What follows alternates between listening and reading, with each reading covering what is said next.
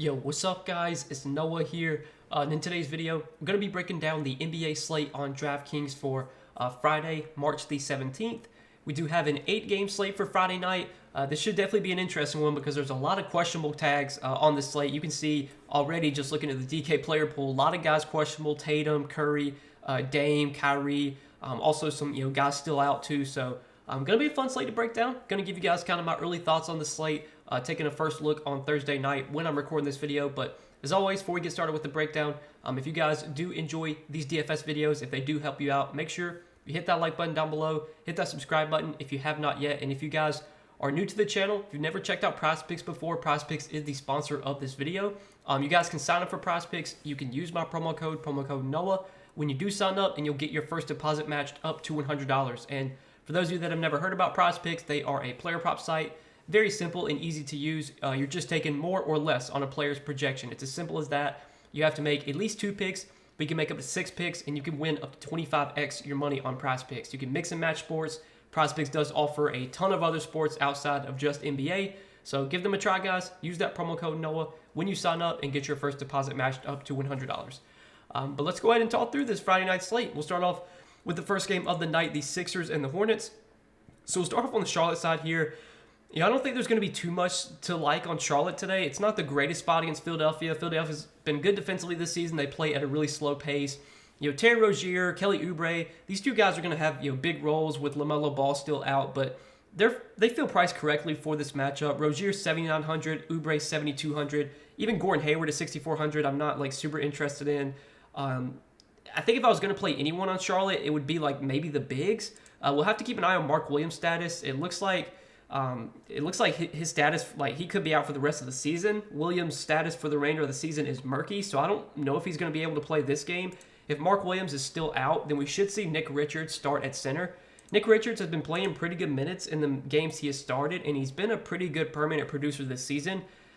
Very scary spot going up against Joel Embiid, and there's a lot of foul trouble risk for Nick Richards, but if he does get 30 minutes, we've seen that Nick Richards can easily produce when he gets the minutes, so I guess if I had to play anyone on Charlotte, he'd be the first guy that I would look to, but I'm not very interested in many Hornets today. A lot of my interest in this game is on the Philadelphia side. It's a great spot for Philadelphia. We know Charlotte plays fast. They're not a good defensive team. This is probably the best possible matchup you could ask for Joel Embiid. Charlotte's been a great matchup for centers all season. Embiid put up 76 DraftKings points against the Hornets earlier this season. I think Embiid's one of the top pay-up options today. He's just been playing at an elite level lately. Seems like he really wants to win MVP because he's just going out there and dominating every night. And as long as Charlotte keeps this game close, we know we're getting big minutes from Embiid. He is definitely a top option on the slate. Don't mind James Harden either at 9,600. It's a pretty good matchup for him as well. I do prefer Embiid straight up, but I think Harden is viable. And then the rest of the Sixers, Maxey feels priced about right at 6,300. Tobias Harris is pretty cheap at 4,900, and it's a pretty good matchup for him as well. Tobias Harris has not been that great when he's been playing with Maxey, with Harden, with Embiid. He's had a lot of his good games this season when some of those guys have been out. It's tough to tell what we're going to get from Tobias Harris, but again, he's only 4,900. The matchup against Charlotte is really good, so I'm fine going to Tobias Harris today as a value play. I have a feeling there will be better value available, but Harris is fine if you want to go there. Nothing else though on Philadelphia looks appealing, so let's move on to the next game. We'll talk about Washington and Cleveland. So for Cleveland today, the only news here is that Jared Allen is still out for the Cavs, so we should continue to see Lamar Stevens start. We should continue to see Evan Mobley play a lot of his minutes, or all of his minutes at center, really. On Cleveland today, I think Donovan Mitchell is fine to go to as a pay-up option. It's a really good matchup. Washington doesn't really have any good on-ball defenders, so I think this is a matchup that Mitchell should definitely have success in. And we know if this game is competitive, we're getting big minutes from Donovan Mitchell. He's fine at 9K, not a priority though on this slate. Mobley is 7,600, probably my favorite play on Cleveland. Last few games without Jared Allen, he's been playing really, really big minutes. His rebounding numbers have been okay. He had 9 rebounds against Charlotte. He did have 12 rebounds last game against Philly. He should continue to get more opportunity when it comes to rebounding without Allen. So I like Evan Mobley at 7,600. He might be my favorite play on Cleveland. Darius Garland at 7,400 I think is fine as well. He feels a little bit too cheap, but I wouldn't consider him a core option. We did see Karis LeVert have a really big game last game, even with Donovan Mitchell back. He played 36 minutes, had 40 DraftKings points. I think there's a good chance that you see LeVert close on a nightly basis while Jared Allen is out. So I think Levert's like an okay play at 5,400. Not a guy that I have a ton of interest in, but I think he's at least playable.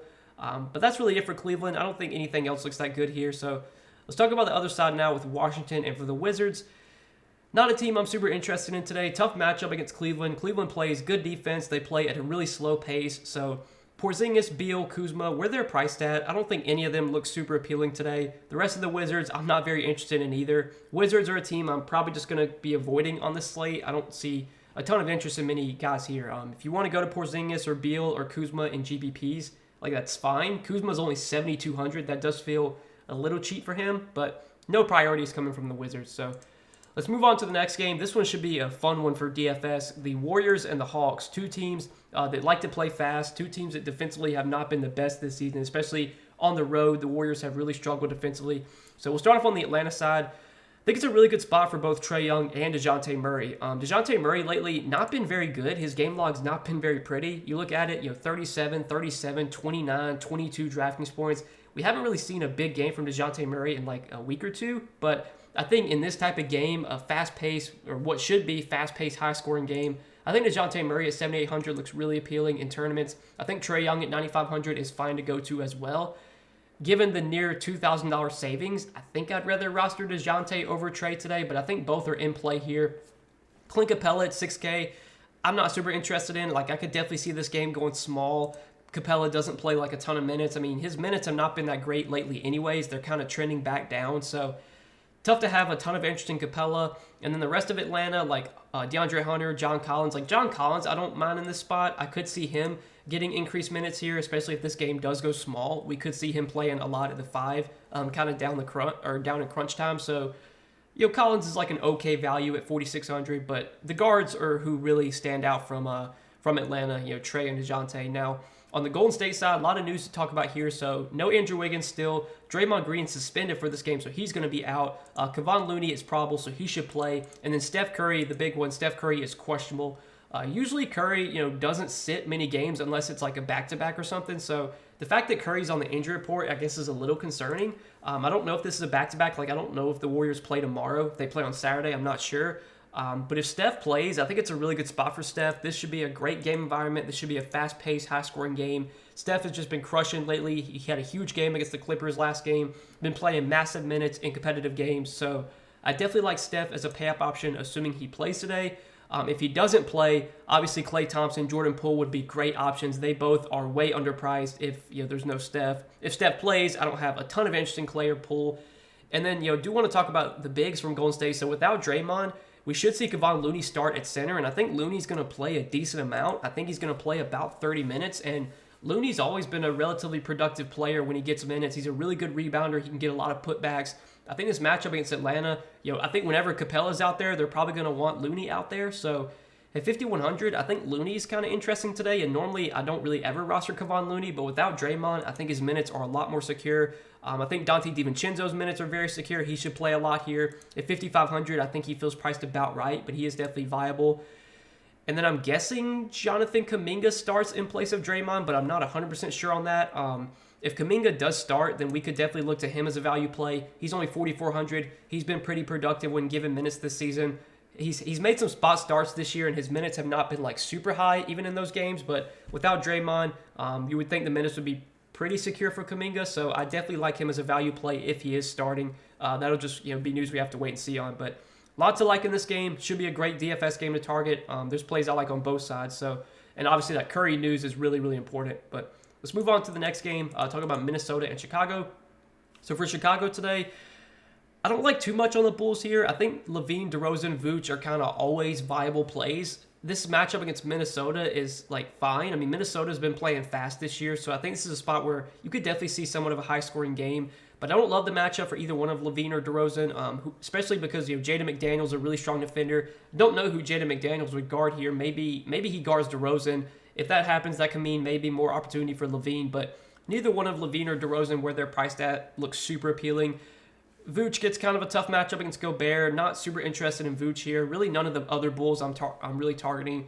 So let's talk about the Minnesota side now. And for Minnesota, I think Anthony Edwards is in a pretty good spot here at 9,200. I'm not sure who they're going to put on Anthony Edwards, whether it be like maybe Caruso, or I think Caruso is actually questionable for this game. Yeah, maybe Caruso if he plays, maybe Patrick Beverley guards Anthony Edwards. Either way, I think it's a matchup Edwards should be able to have success in. We've seen Anthony Edwards just play massive minutes lately. Usage has been great. He's taken a ton of shots every single night. The price tag at 9,200 is not too high for a good matchup like this. He did put up a big game against the Bulls earlier this season, 67 DraftKings points in 37 minutes. So I'm definitely interested in Anthony Edwards today. We do need to monitor the status of Rudy Gobert. Gobert's questionable once again. He's been questionable like the last few games, and he's played. So I'm expecting Gobert to play, but if he doesn't play, obviously Naz Reid would be a great value. He would be like one of the best value plays on the slate, assuming he's able to go. If Gobert plays at 7K, he's fine, but not a priority on this slate. Kyle Anderson's been great lately, but the price tag's really starting to get up there now at 6,900. I'm not super interested in Kyle Anderson here. I think he's kind of priced correctly, and nothing else from Minnesota looks very appealing. So really, when it comes to the Timberwolves, it's Anthony Edwards that stands out the most, but obviously we'll have to monitor the Gobert news because if Gobert does get ruled out and Naz Reid starts, Naz Reid's going to be a great value. But that's it for that game. Let's move on to the next one, the Pelicans and the Rockets. So for the Rockets today, when you look at the price tags for some of these Rockets guys, I don't see too much that looks great here, but do want to mention that Houston lately in competitive games, they've actually been playing their guys really big minutes. Kevin Porter Jr. last game played 39 minutes. He played 38 minutes the game before that. He's been playing great. I think this matchup against the Pelicans is fine. He's just like a GPP option for me, but I think KPJ is playable. Jalen Green's fine too, but I would rather roster KPJ between the two. I really like this matchup for Şengün. We've seen centers do really well against the Pelicans this season. Şengün has not had much success in this matchup so far. He's gotten into foul trouble going up against Valanciunas, but this is a matchup Şengün should definitely have success in. And his minutes have not been as high as like Kevin Porter Jr.'s have. But even if we get like 32, 33, 34 minutes from Şengün, we know he's a guy that can produce, can stuff the stat sheet, and the price tag just keeps coming down. Plus, the matchup's really good. So I do like Şengün today at 6,900 as a GPP option. Not very interested in any other Rockets, though. Jabari Smith been playing great lately, but his price tag reflects that now. KJ Martin been solid, but 5,300, he feels priced about right. So let's talk about the other side of this game now with the Pelicans, and we're definitely going to have to look to some Pelicans here. It's a great matchup against Houston. I think Brandon Ingram and CJ McCollum are both viable options today. Between the two, I do prefer Ingram. Ingram's just been a better permanent producer this season than McCollum. He's also been playing massive minutes lately, and I think if this game is competitive, we can expect close to 40 minutes for Ingram. The Pelicans, they're fighting for playoff position right now, so they need to win every game they can. So I really like Ingram at 8,100. Really like CJ McCollum as well. Prefer Ingram between the two, but I think it's a great spot for both guys. And then the other Pelicans, Trey Murphy, he's been playing really well lately, but again, 6,100, you're kind of paying the max price for Trey Murphy right now. I think the matchup is pretty good for him. We've seen the Rockets give up a lot of three-point attempts this season, which sets up very well for Trey Murphy. But again, you're paying the max price on Murphy. I'm not super interested, in him at that price tag. J-Val, I would have a lot of interest in, but like his minutes are just too tough to predict right now. Last game, he really didn't even get in foul trouble. He just played 16 minutes just because, they decided to play Larry Nance.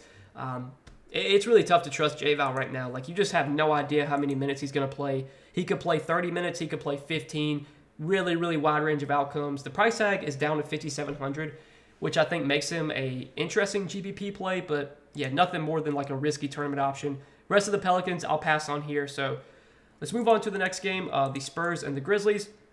We'll start off on the San Antonio side. Looking at the Spurs today, I don't see too much that really stands out here. The Spurs are pretty much fully healthy. I mean, they don't have Devontae Graham and Charles Bassey, but they have Keldon, they have Devin Vassell, they have Trey Jones all healthy for this game. So I don't really like too much on San Antonio. I think Keldon Johnson at 7,500 feels priced correctly, especially with all these guys healthy. Same goes for Vassell. Zach Collins, I don't mind because we've seen Memphis be vulnerable to bigs lately, especially since they lost Steven Adams. They've really struggled rebounding. They've been giving up a lot of rebounds to centers. So, I guess Zach Collins is in play, but I'm really not interested in many Spurs here. A lot of my interest in this game is on the Memphis side.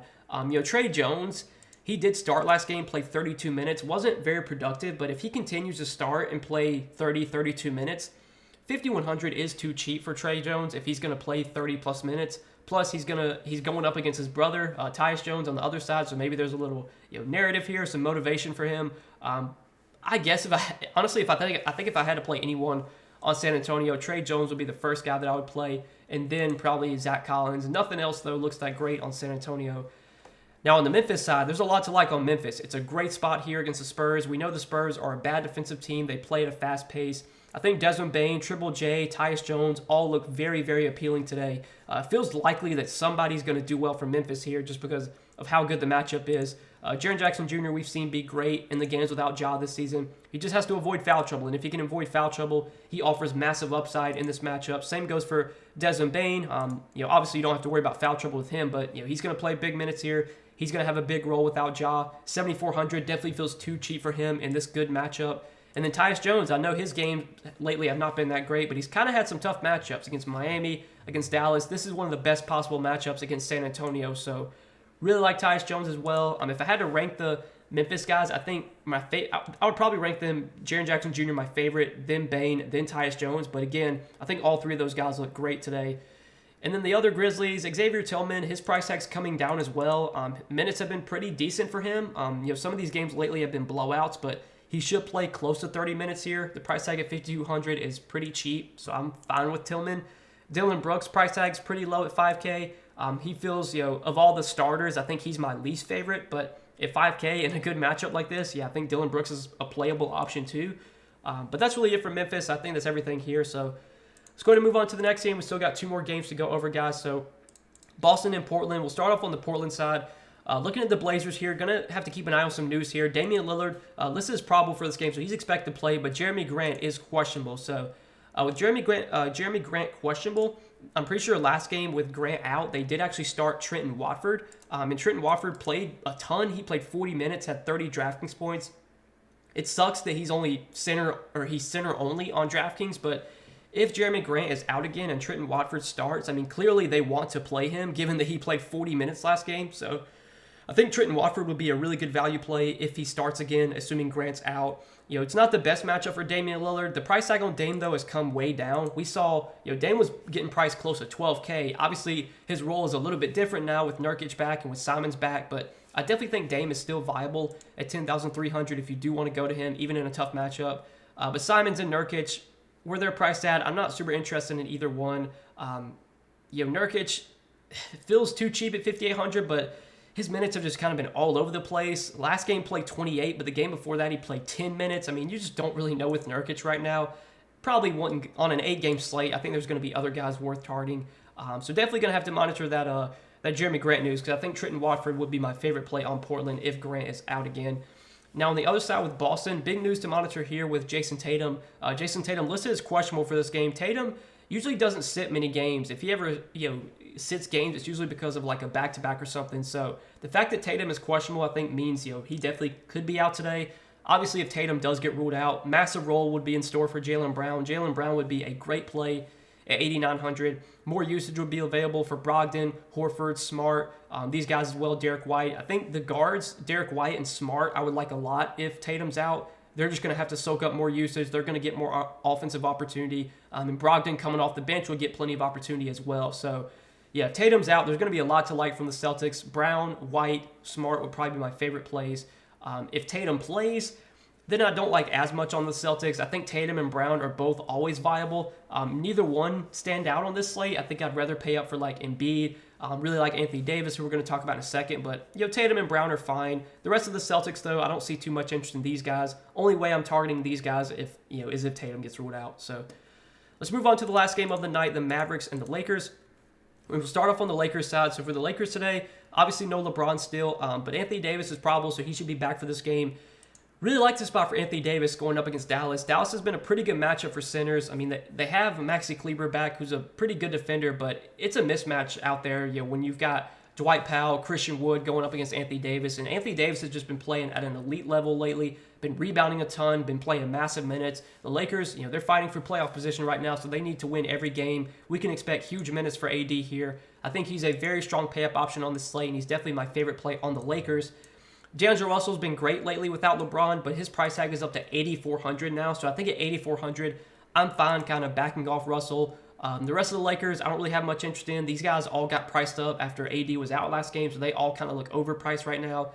Definitely, on the Lakers, it's AD for me, and that's probably it. Now, on the Dallas side, no Luka once again for Dallas, and Kyrie is questionable. So this is going to be big news to keep an eye on. if Kyrie plays, I think we can expect him to have a really big role, expect him to play big minutes, and the matchup's really good against the Lakers. So I have a lot of interest in Kyrie if he's able to go. If he's not able to go, we'll continue to see a ton of opportunity for Jaden Hardy, for Tim Hardaway Jr., for Josh Green. Tim Hardaway Jr. did not play last game. We'll have to see, if he plays here. Obviously, he would be in line for a big role if he's able to play, assuming Kyrie's out. But you look at the price tags on these guys. I mean, Jaden Hardy is $7,300. Josh Green is $6,500. THJ is $6,600. These guys are not that cheap. I mean, they've been cheap lately, but DraftKings has kind of adjusted the price tags. So even if Kyrie is out, I don't think I'd be like running to roster these Mavs guys. I think they would still be playable, but because they've been priced up so much, there's not like a ton of value here.